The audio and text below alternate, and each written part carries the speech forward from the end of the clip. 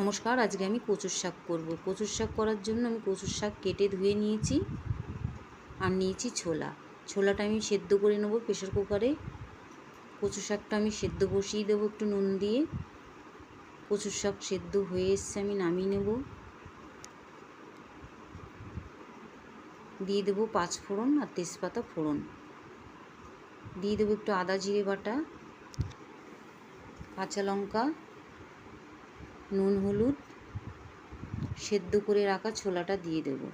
দিয়ে ভালো করে কষিয়ে নেব। বন্ধুরা, আমরা নতুন নতুন যে ইউটিউব চ্যানেল খুলেছি, সবাইকে আমরা সাপোর্ট করব, তাহলে আমরা এগোতে পারবো। যারা বড় বড় ইউটিউবার আছে তারা আমাদেরকে তাকিয়েও দেখবে না।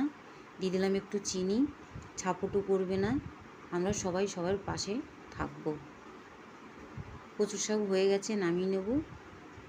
ভিডিওটা ভালো লাগলে লাইক কমেন্ট শেয়ার করে দিও।